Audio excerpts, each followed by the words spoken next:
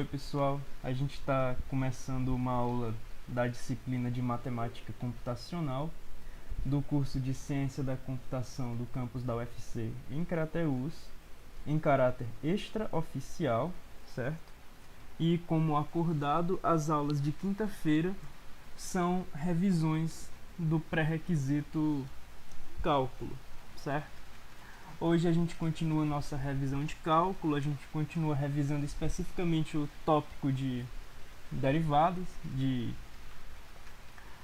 e hoje a gente vai falar sobre a regra do produto, tá? Lembrando que mais tarde, às 18 horas, a gente vai ter uma palestra com o professor Paulo Henrique, do campus da UFC em Quixadá. Como vocês devem já estar cientes por conta do nosso grupo de Facebook. E, bem, a gente vai fazer uma aula um pouco menor hoje para que a palestra de mais tarde não se torne tão cansativa, tá? Se eu fizesse uma aula de 2 horas hoje, a gente certamente ficaria umas 4 horas assistindo coisa online, né?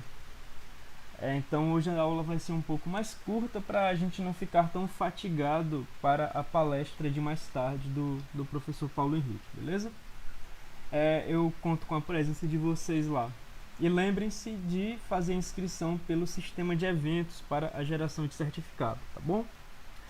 No mais, a gente vai começar a nossa revisão de cálculo. Deixa eu só ver como a gente está no grupo do Facebook aqui, no chat. Deixa eu ver como a gente se encontra. Tá, atualmente tem 2 pessoas assistindo. Uma delas é o Alex, certamente. Pois bem, então vamos. Hoje a gente vai revisar basicamente a regra do produto, tá? Inclusive, eu tenho trocado o PDF que a gente está utilizando, porque o PDF que eu estava utilizando antes estava muito estranho, estava muito bugado. Então eu subi esse outro PDF aqui para a pasta, beleza? Eu subi o PDF da 6ª edição do James Stewart para a pasta, tá bom? Hoje a gente vai fazer uma coisinha mais rápida e a gente vai acabar aproveitando também que esse PDF é mais completo que o outro, que ele não tem partes cortadas. A gente vai voltar um pouquinho e a gente vai ver a regra do produto e a regra do quociente para derivação, beleza? Hoje em particular, eu acho que a gente vai ver apenas a regra do produto para a gente andar um pouco mais rápido, tá bom? Então, basicamente, o James Stewart ele começa falando um pouco sobre essa questão da derivada do produto, né? E ele traz pra gente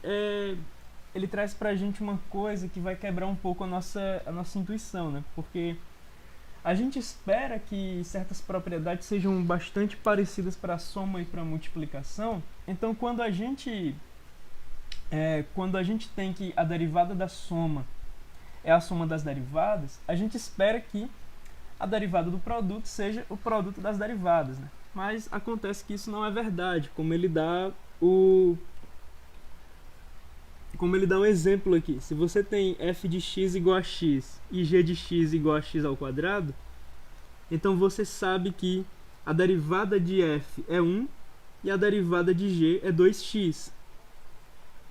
Isso quer dizer que a função f vezes g de x é x vezes x ao quadrado, é x ao cubo, né? E a derivada de x ao cubo é 3x ao quadrado, beleza? Quer dizer, a derivada de fg, a derivada de x ao cubo, é 3x ao quadrado.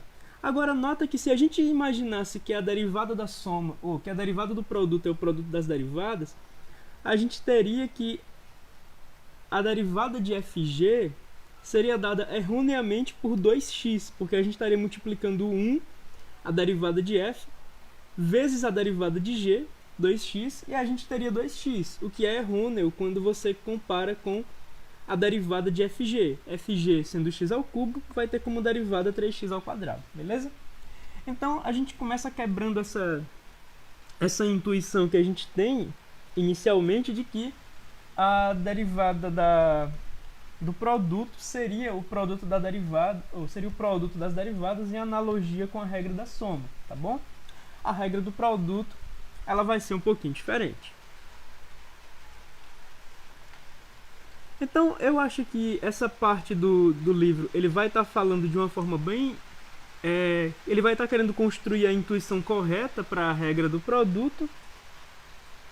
Eu não acredito que isso aqui traga um ganho muito grande para a gente. Não, aparentemente é isso mesmo. Ele define e é isso, tá? Ele não vai fazer algo muito formal, de fato, para a regra do produto. Então vamos acompanhar isso aqui. Eu pensei que ele traria algo mais formal após isso, mas aparentemente não. Ele vai construir isso na intuição, pelo jeito. Então o que a gente tem aqui na regra do produto é o seguinte. A gente vai chamar f de x de u, a gente vai chamar g de x de v, e a gente vai assumir que as duas funções são derivadas. São deriváveis, né? São diferenciáveis. Então ele pede inicialmente para a gente imaginar que o produto UV seja exatamente não. Ele pede para a gente imaginar o produto UV como... Ele pede para a gente imaginar o produto UV como sendo a área de um retângulo, né?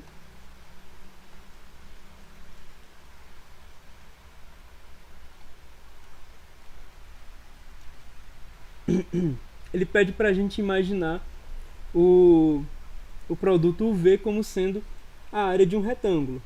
Aí ele diz, olha, a variável x ela pode mudar por uma quantia ΔX. Se acontecer da variável x mudar por uma quantia ΔX, então a gente vai ter a seguinte mudança a seguinte mudança em u. Como o u é dado por f de x, a gente vai ter que a mudança em u, ΔU, vai ser a diferença entre fx mais ΔX, vai ser fx mais ΔX menos f de x, certo?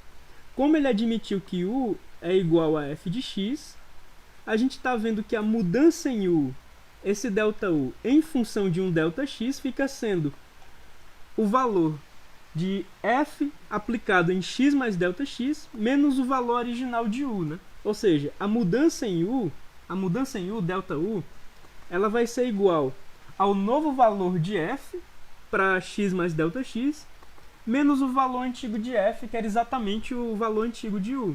Então a mudança em u, ela vai ser igual ao valor novo em u menos o valor antigo em u. Da mesma forma, a gente vai ter a mudança em v. A mudança em v, ela vai ser o novo valor de v, já que v está dado em função de g, menos o valor antigo de v, tá bem? Pois bem, a gente tem essa definição, né? Essa verificação da mudança de u e da mudança de v, beleza? E se antes a gente estava calculando o valor UV como sendo essa área do retângulo, se a gente quiser calcular o valor de U vezes V após essa mudança ΔX, a gente vai ter que calcular essa mudança bem aqui, quer dizer, a gente vai ter que acrescentar essa mudança em U e essa mudança em V, né? Ou seja, a gente vai fazer... Se a gente quiser calcular a área desse retângulo para os novos valores de u e v, ou seja, u mais ΔU, que é bem aqui, e v mais ΔV, que é bem aqui, a gente vai acabar calculando a área desse novo retângulo, né? Que é a área do retângulo antigo, que era o v, só que cada um dos lados do retângulo está acrescido do delta correspondente à mudança em v e em u, certo? E essas mudanças são dadas em função de uma diferença entre uma aplicação nova de f para x mais ΔX e a diferença da aplicação antiga de f, e da mesma forma para v, a aplicação nova de g menos a aplicação antiga de g, tá bom?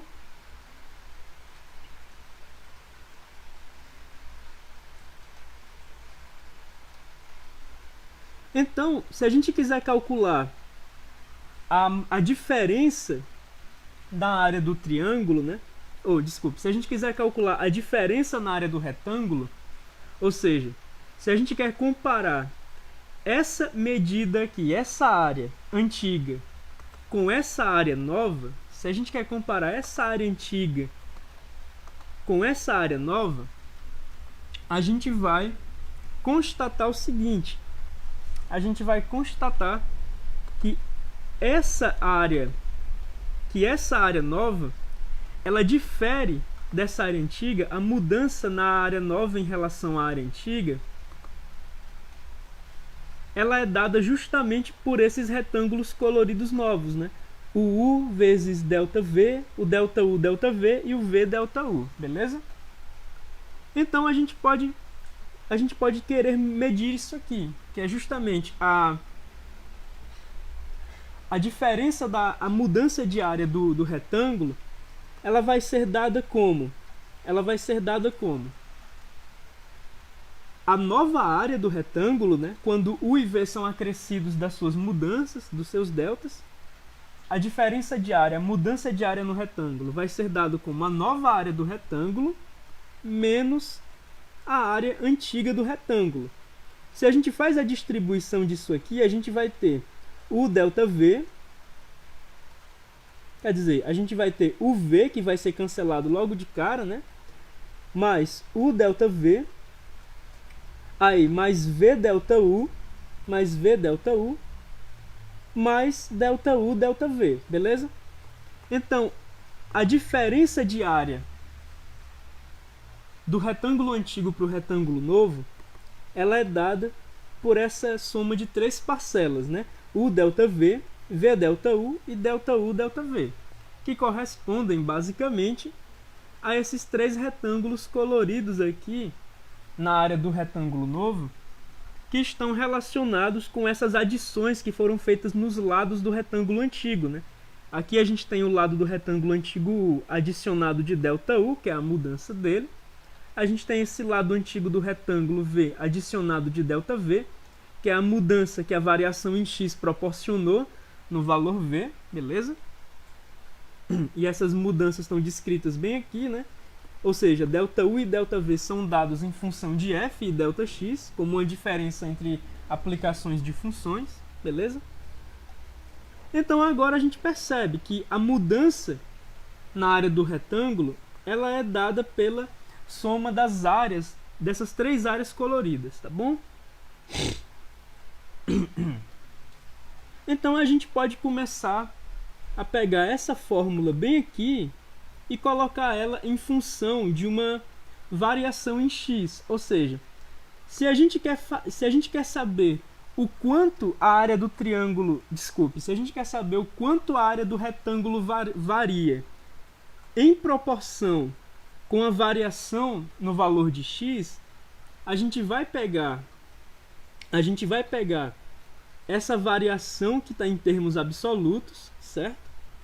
Que é igual a essa soma de três áreas que também estão em termos absolutos, e a gente não vai mais querer saber dessa variação em termos absolutos. A gente vai querer saber dessa variação comparado com a variação em x, ou seja, quanto que a área do retângulo muda na medida que o valor de x muda. Então a gente passa a fórmula anterior dividindo tudo por ΔX, beleza? Então a gente tem tudo dividido por ΔX. O que a gente precisa para que isso aqui seja uma fórmula de derivada, uma fórmula de derivação, é que essa mudança no x ela seja infinitesimal, beleza? Ou seja, a gente tem notado que a gente tem encontrado uma fórmula para a variação da área desse retângulo. A gente tem colocado essa fórmula da variação em termos absolutos. E agora a gente está passando essa fórmula da variação da área do retângulo para ser não em termos absolutos, mas proporcional à variação de x. Ou seja, aqui a gente não está apenas falando quanto a área do retângulo muda, mas a gente está falando quanto a área do retângulo muda se comparado com a mudança de valor na variável x, tá bom? Para isso se tornar algo efetivo para a derivação, essa variação no valor de x, ela precisa ser infinitesimal, tá bom? Deixa eu ver como a gente está no chat. Essa variação no valor de x, ela precisa ser infinitesimal. Então, o que a gente vai fazer aqui é o seguinte, ora, se a gente vai fazer o valor de x, o valor dessa mudança em x ser infinitesimal, a gente vai colocar tudo isso dentro de um limite, tá bem?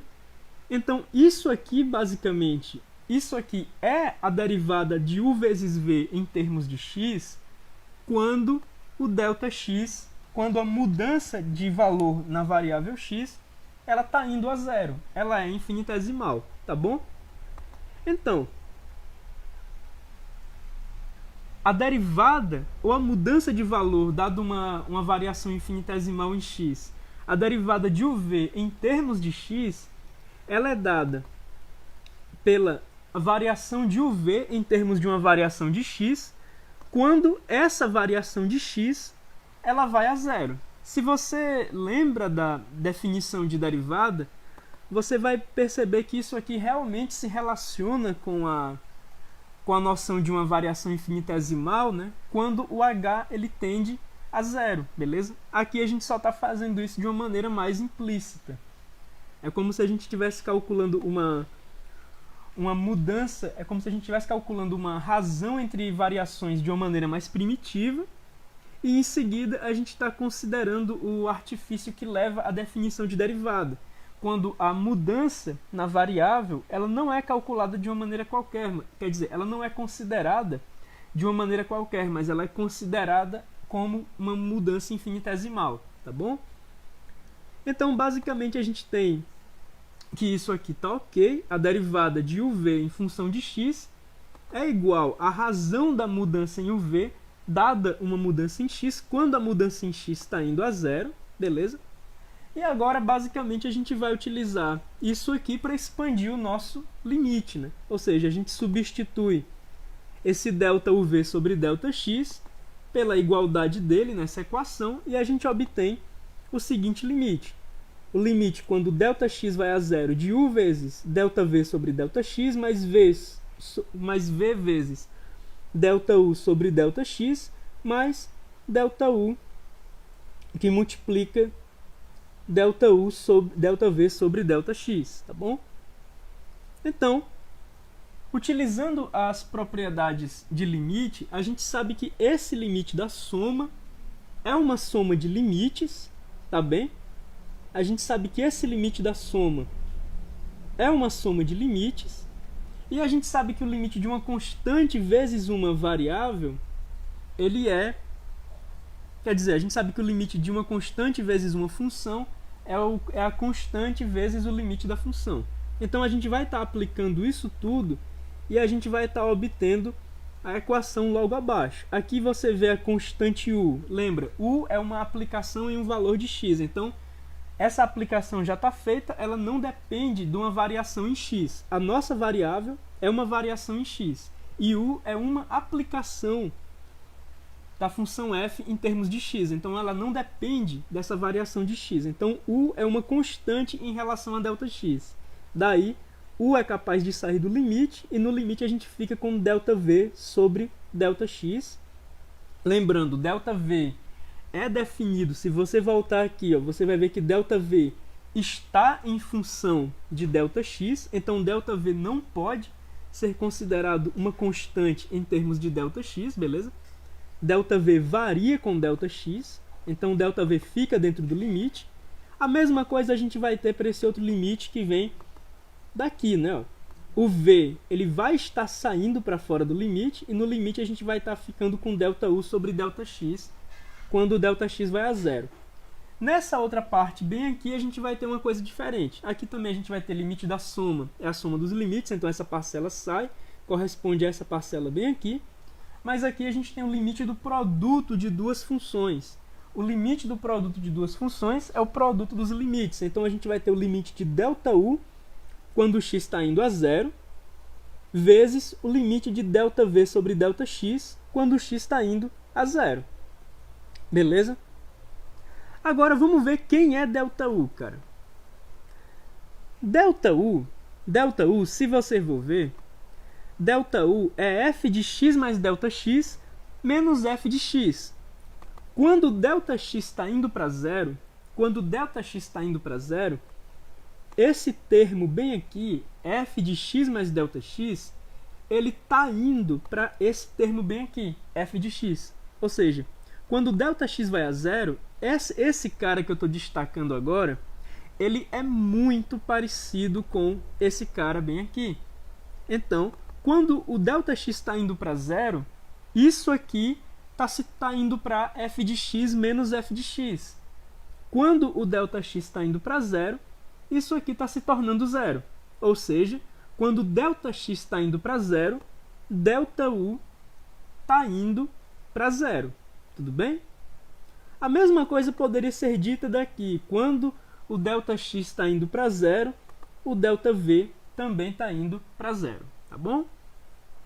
Então, basicamente, a gente tem, que aqui a gente tem U vezes o limite de ΔV sobre ΔX quando o ΔX vai a zero.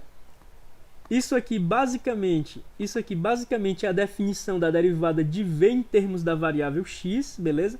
Então a gente vai ter U que multiplica ΔV, ou a gente vai ter U que multiplica a derivada de V em x, mais V, e isso aqui é a definição da derivada de U em x, né? Esse limite. Então aqui a gente vai ter V vezes a derivada de U em termos de x, mais esse limite que a gente argumentou há pouco tempo, que ele está indo a zero, mais zero vezes o limite, mais zero vezes essa expressão aqui, que é a definição da derivada de V em termos de x, mais zero vezes a derivada de V em termos de x. Então, como esse termo aqui ele vai ser descartado, a gente vai ficar que a derivada de UV em termos de x, ela é igual a U vezes a derivada de V em termos de x, mais V vezes a derivada de U em termos de x, tá bom? E isso vai dar pra gente uma construção intuitiva.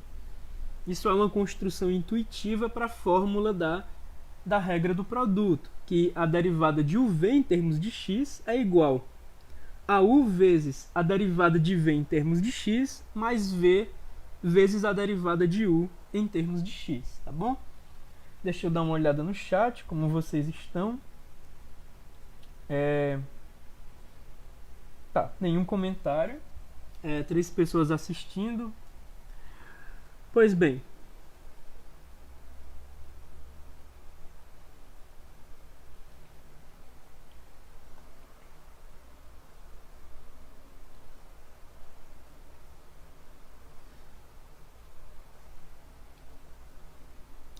Pois é, nesse parágrafo aqui ele está dizendo que a intuição que levou ele a descrever a fórmula para a variação na área do retângulo, ela parte do princípio de que essas variações na área são positivas, certo? Pelo diagrama que ele desenhou. Ou seja, ele utiliza esse parágrafo aqui para dizer que esse desenho ele leva a uma interpretação de que essa fórmula desenvolvida ela funciona para variações positivas na área do retângulo, né? Ou seja, ele tem um retângulo antigo e ele está acrescentando área, ele está tendo uma variação positiva na área, ele está acrescentando área ao retângulo antigo, obtendo o retângulo novo, né? Com o acréscimo dessas 3 áreas coloridas aqui. Pois bem, na verdade, apesar dele ter feito esse desenvolvimento algébrico com esse entendimento, foi esse entendimento que levou a esse desenvolvimento algébrico, ele nota que esse desenvolvimento algébrico, ele não depende de as quantias deltas serem positivas, tá? Esse desenvolvimento algébrico, ele está correto, sejam as variações nos deltas, sejam as variações representadas pelos deltas positivas ou negativas. Esse desenvolvimento está correto independente do que seja considerado, uma variação positiva ou negativa, tá bom? Então, com essa última observação, né, para tirar essa névoa que possa ter ficado com o uso intuitivo de uma variação em área, que ele viu como uma variação positiva, ele estabelece a regra do produto, ainda assim não de uma maneira muito formal, mas ele estabelece a regra do produto de que a derivada de fg em termos de x é f vezes a derivada de g em termos de x mais g vezes a derivada de f em termos de x, tá bom? E agora a gente vai começar a utilizar a regra do produto em alguns exemplos, né? Por exemplo, se a função f de x é igual a x que multiplica espx, então quem é a derivada f' de x? Pois bem, aqui a gente vai considerar essa derivada de x como sendo a derivada dessa expressão x vezes esp de x. A gente não sabe tirar a derivada desse produto como uma regra elementar, mas conhecendo que esse fator do produto ele é derivável por uma regra elementar, que a gente já tem visto, e esse outro fator do produto ele é derivável por uma regra elementar, que a gente já tem visto, a gente sabe que a regra do produto nos auxilia a decompor essa derivada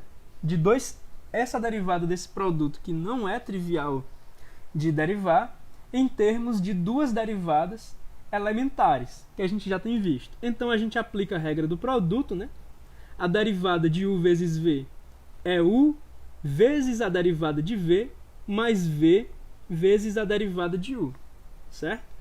E agora a gente nota, tanto a derivada de v como a derivada de u são elementares. Isso aqui vai ter como derivada a própria esp, e isso aqui vai ter como derivada a constante 1.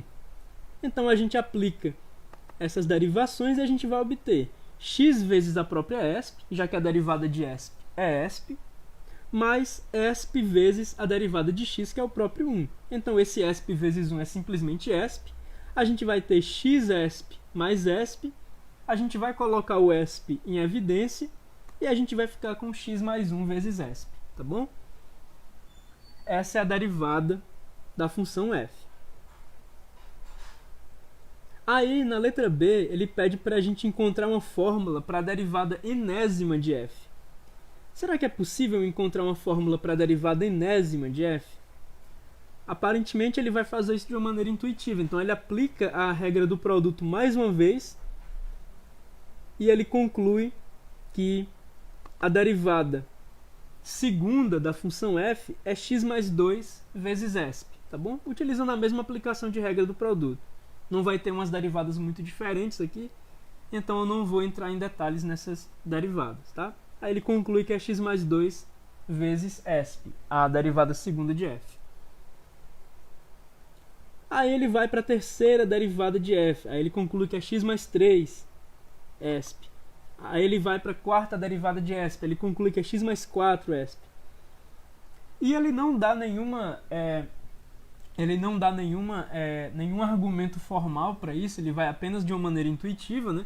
Se está se repetindo esse padrão, então ele admite que esse padrão é válido para qualquer derivada, tá bom? De fato é, mas aqui caberia ele fazer alguma indução para a gente ter isso com mais clareza, beleza? Aqui caberia alguma indução para a gente ter isso com mais clareza, mas como o cálculo costuma ser uma disciplina introdutória na universidade, eu entendo os motivos que levam ele a escrever o livro dessa forma, a não ser tão formal assim, para não assustar. Deixa eu ver como é que a gente está. Deixa eu ver como nos encontramos no chat. 3 pessoas assistindo, nenhum comentário novo. Agora ele pede para a gente calcular a derivada de raiz de t que multiplica a mais bt. Bom, isso aqui certamente a gente não sabe calcular uma derivada disso tudo junto, mas a gente sabe calcular a derivada da raiz de t sozinha e a gente sabe calcular a derivada de a mais bt sozinha. Então é isso que vai acontecer. A derivada de f em função de t vai ser dado como, considerando raiz de t como u e a mais bt como v, A derivada disso vai ser u vezes a derivada de v mais v vezes a derivada de u. Aí agora a gente olha com mais calma. Raiz de t repete. A derivada de uma constante para t é 0. A derivada de bt para t é b. Raiz de t vezes b. Aí repete. Mais a vezes bt, que multiplica a derivada da raiz de t. Lembrando, raiz de t é t elevado a 1 meio. Fazendo a derivada disso, a gente vai ter 1 meio que multiplica t elevado a menos 1 meio, né? Pela regra da derivação de um monômio, tá bom? Depois disso, a gente vai simplificar um pouco. A gente vai colocar b raiz de t mais a vezes bt, que multiplica, quer dizer, dividido por 2 raiz de t, né? Esse 1 meio está dando o 2 aqui para o denominador, e esse t elevado a menos 1 meio é 1 sobre raiz de t, portanto raiz de t está no denominador. E depois ele coloca esse b raiz de t aqui para dentro. Ele coloca esse b raiz de t para dentro, multiplicando em cima e embaixo por 2 raiz de t. Como ele vai estar multiplicando em cima e embaixo aqui por 2 raiz de t, ele vai ficar com 2bt aqui em cima, que vai ser 2b raiz de t vezes raiz de t, sobre 2 raiz de t. Então isso vai entrar na fração como sendo 2bt, tá bom? Isso entra na fração como sendo 2bt, soma com esse bt, e ele vai ficar com 3bt bem aqui. Então, simplificado ao máximo, a gente vai ter a mais 3bt sobre 2 raiz de t. E, claro, eu iria um pouco adiante e eu removeria essa raiz do denominador, tá bom? Raízes no denominador são estranhas. Aí ele vai dar uma segunda solução. Eu não estou muito interessado em ver a segunda solução. Será que ela traz algo interessante para a mesa?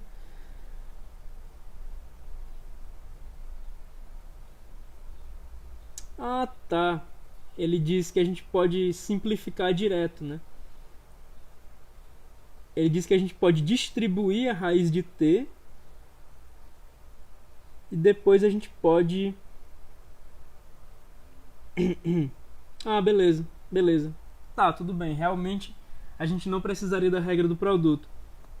Ele nota que a raiz de t ela pode ser distribuída simplesmente. E no que a raiz de t é distribuída, ele pode simplificar isso como a soma de constantes vezes potências. Então isso aqui é basicamente um polinômio, né? Como isso aqui é um polinômio, a gente sabe derivar isso aqui.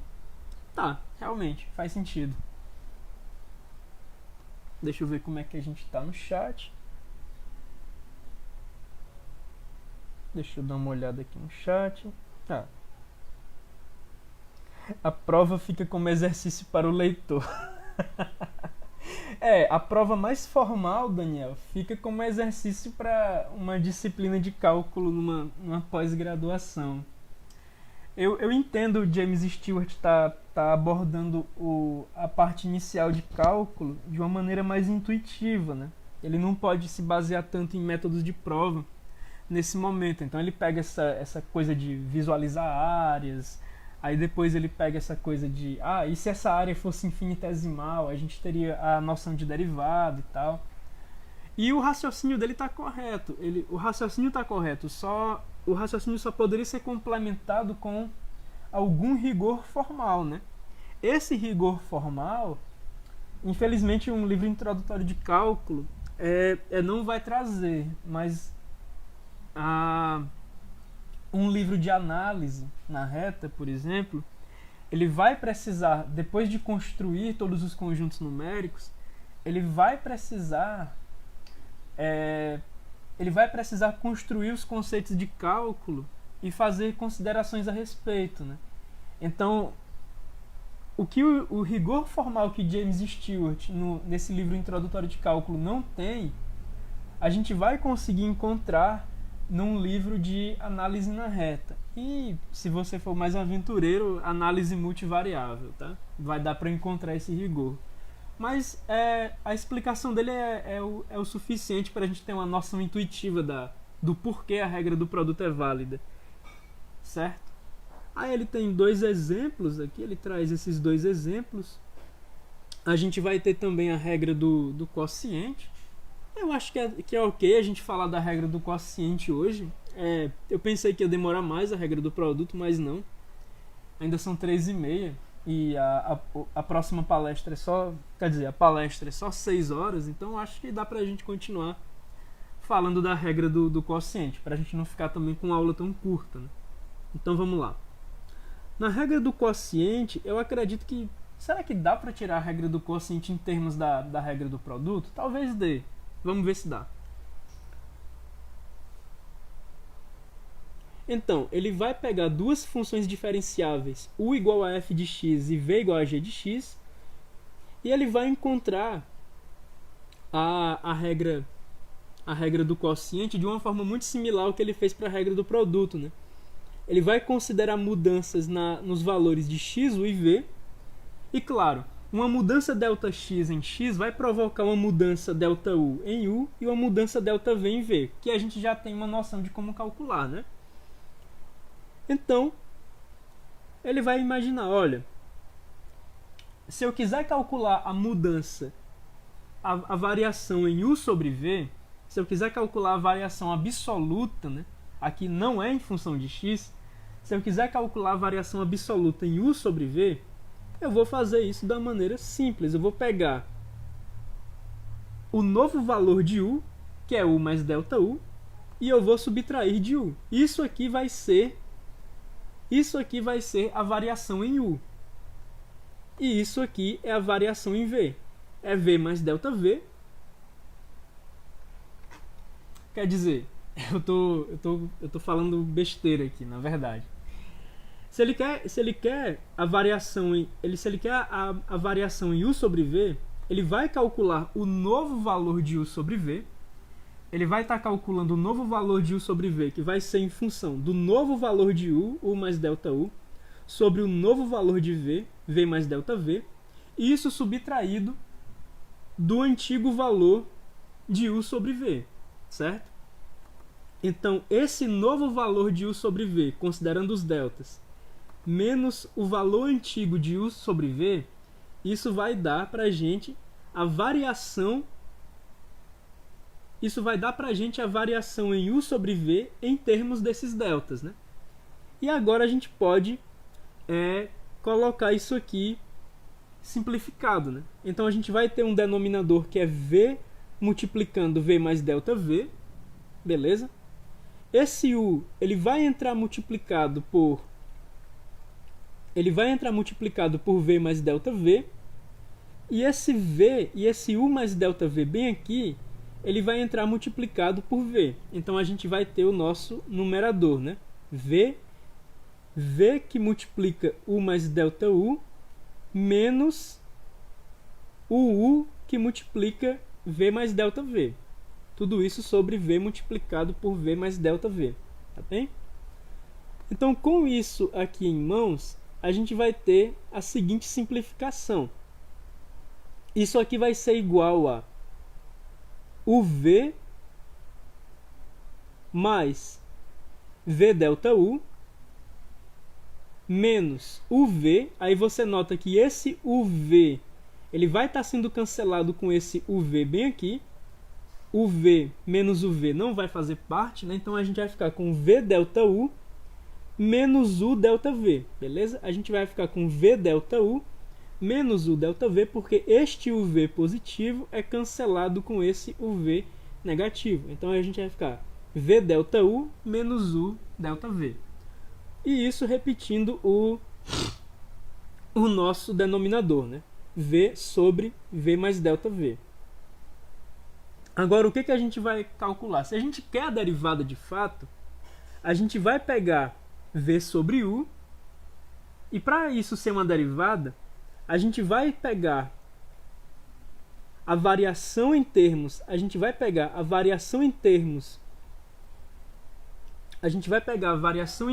de u sobre v e vai colocar essa variação em relação a x, tá certo? Ou seja, antes a gente tinha calculado a variação absoluta de u sobre v. Essa é a variação absoluta de u sobre v. Agora, a gente está colocando no limite a variação de u sobre v em termos, em razão da variação de x, tá bom? E quando essa variação de x está indo a zero, a gente tem que esse limite ele é a nossa definição de derivada. Então agora a gente vai pegar isso tudo e vai dividir por ΔX, certo? E a gente vai obter o seguinte. A gente vai obter V ΔU menos U ΔV, V ΔU menos U ΔV, a gente vai estar passando isso dividindo por x, certo? V ΔU menos U ΔV, a gente vai estar passando dividindo por x no numerador. Aí a gente vai ficar com V ΔU sobre ΔX menos U ΔV sobre ΔX. E a gente conserva o denominador. A gente conserva o V que multiplica V mais ΔV. Ou seja, essa divisão por x a gente fez direto no numerador, tá bom? Essa divisão por ΔX a gente fez direto no numerador. Então a gente ficou com essa expressão bem aqui para o nosso limite. Pois bem,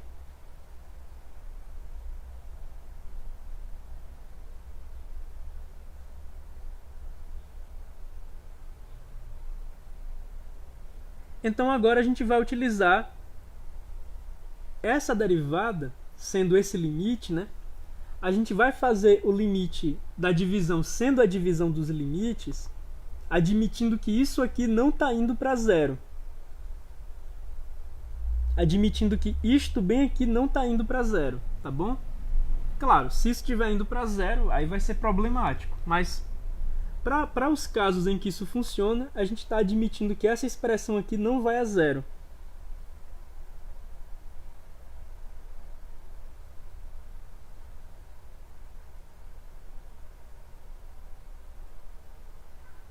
Essa expressão aqui ela não está indo para zero, né?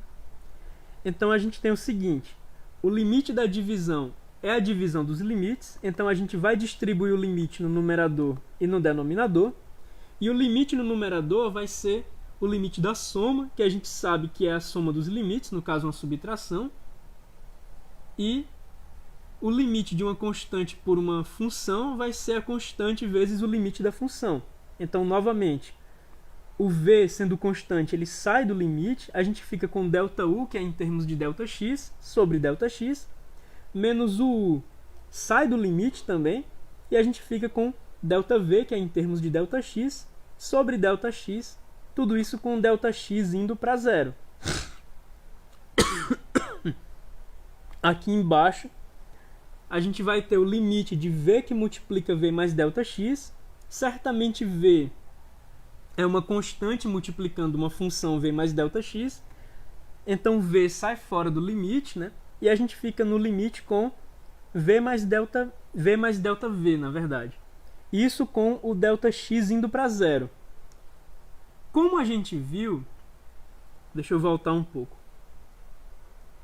Acho que eu preciso voltar bastante. Como a gente viu, o ΔV ele é dado como g de x mais ΔX menos g de x. Então, quando o ΔX está indo para zero, esse cara, o g de x mais ΔX, ele está indo para esse cara bem aqui, para o g de x. Então, quando o ΔX está indo para zero, essa parcela está se tornando igual a essa. Então, quando o ΔX está indo para zero, a gente está subtraindo duas coisas muito parecidas. Quando o ΔX está indo para zero, a gente está fazendo o ΔV ir para zero, beleza? Então, voltar aqui. Como a gente está fazendo esse ΔV ir para zero, a gente vai ter que o limite de V mais ΔV quando o ΔX está indo para zero é simplesmente V aqui. Então, a gente vai ter V que multiplica o resultado desse limite, e o resultado desse limite é apenas v. Então, a gente vai ter aqui embaixo v ao quadrado, tá bom? Então, a derivada de u sobre v em termos de x vai ser igual a v que multiplica a definição da derivada de u em termos de x, menos u que multiplica a definição da derivada de v em termos de x, tudo isso sobre v ao quadrado. tá bem? Então essa é a nossa regra para a derivada da divisão, tá bom? Se f e g são diferenciáveis, a gente vai ter isso bem aqui, beleza? A derivada de f sobre g em termos de x é g que multiplica a derivada de f em termos de x menos f que multiplica a derivada de g em termos de x, tudo isso sobre g ao quadrado.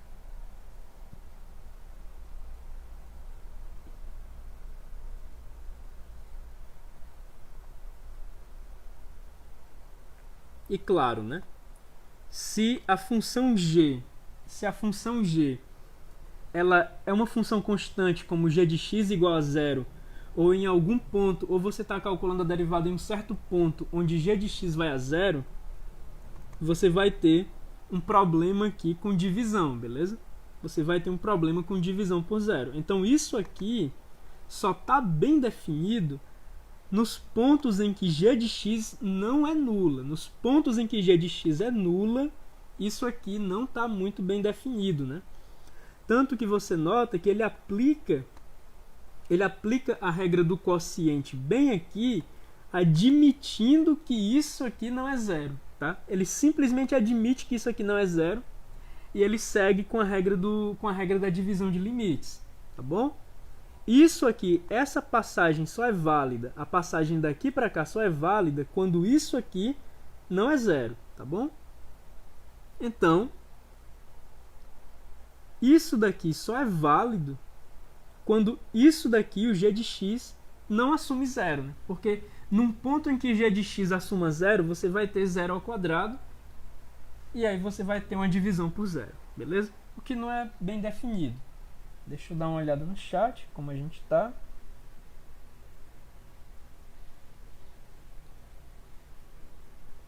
Bom, ainda não há novos comentários.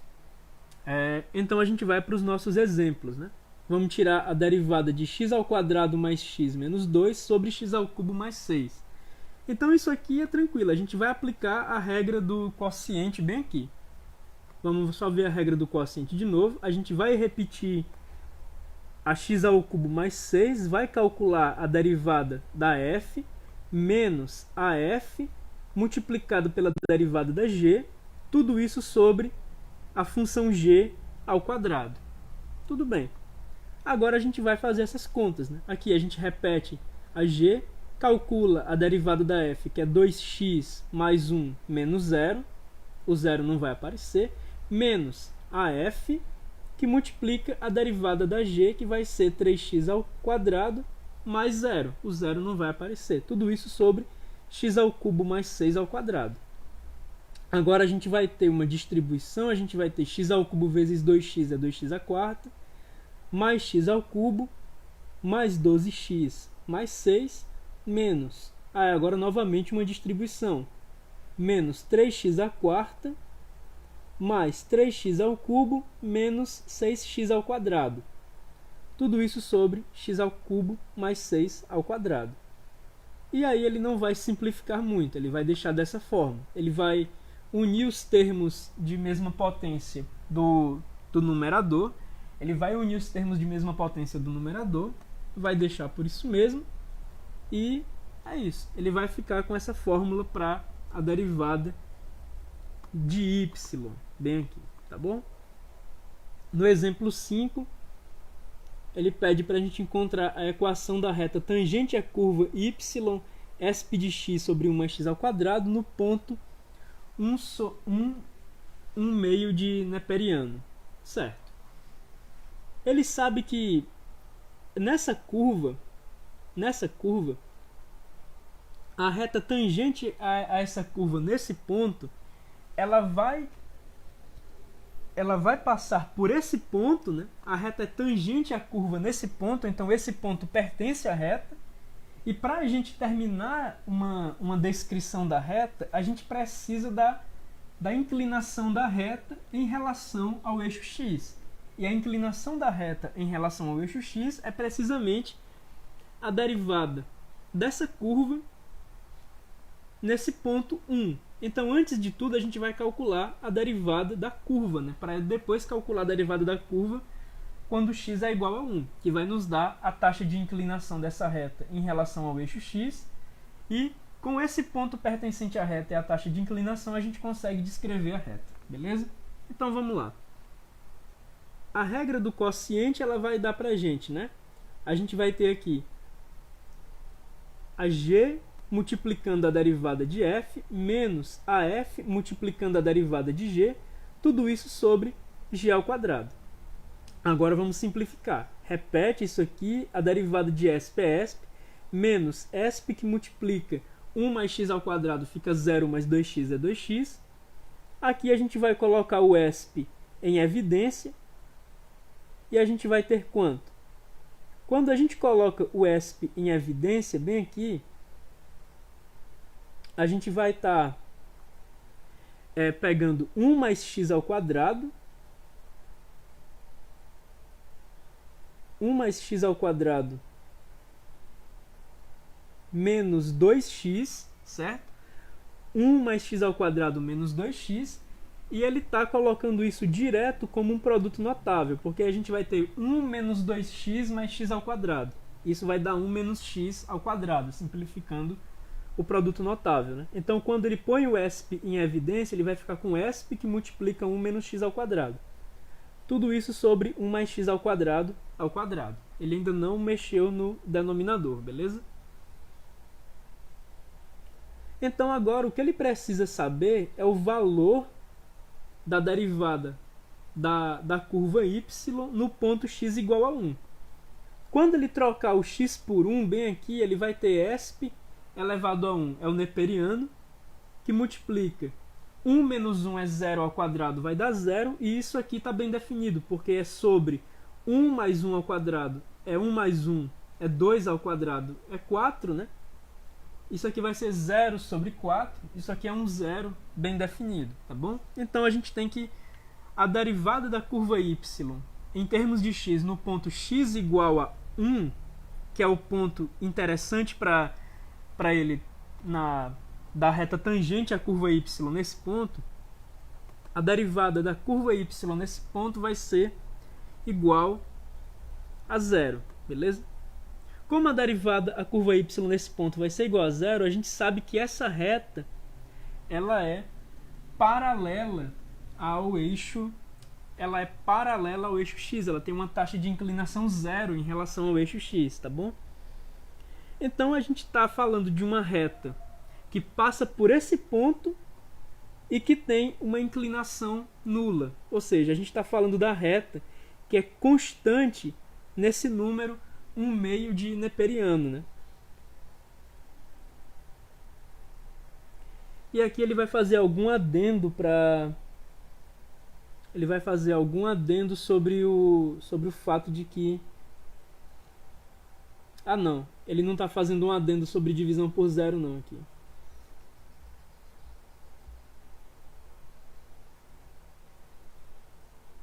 Tá, beleza.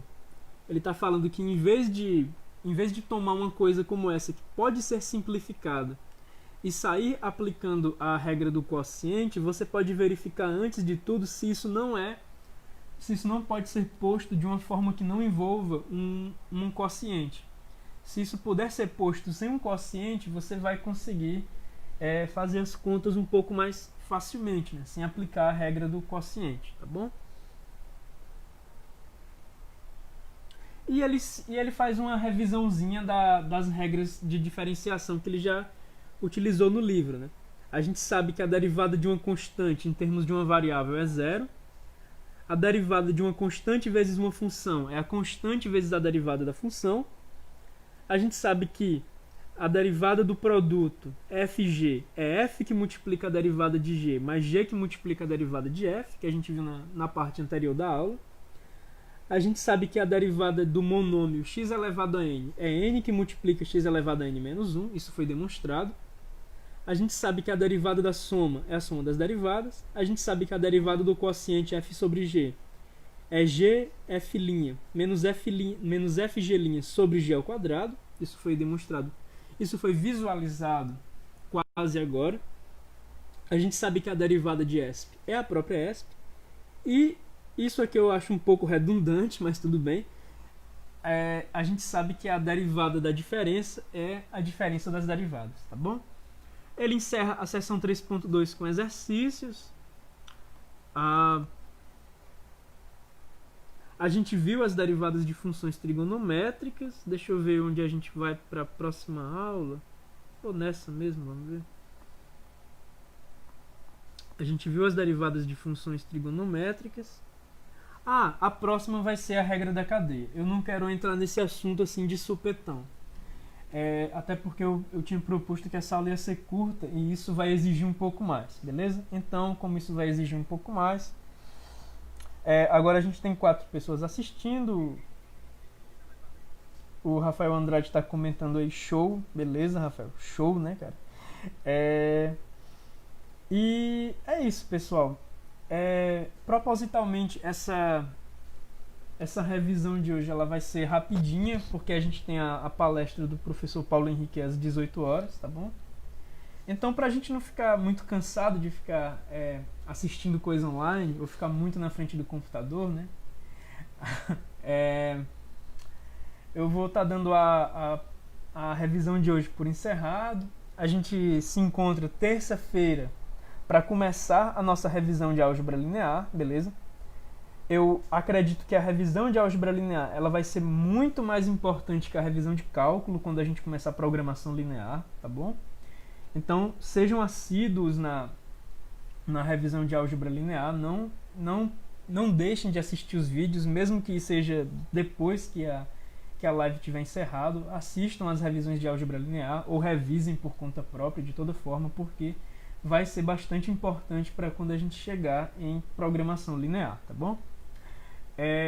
Pois bem, então eu vou deixando a live por aqui.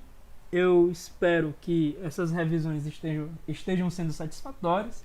E para aqueles que vão acompanhar a palestra de 18 horas do professor Paulo Henrique, a gente se encontra às 18 horas, tá bom? Então, boa tarde para vocês, até mais tarde às 6 da noite para quem for ver a palestra. E até terça-feira para quem não estiver tão interessado na palestra. Então, é isso, pessoal. Para quem for assistir a palestra, não esqueça de se inscrever pelo sistema de eventos para geração de certificados. E até mais tarde ou até terça-feira. Até mais, galera.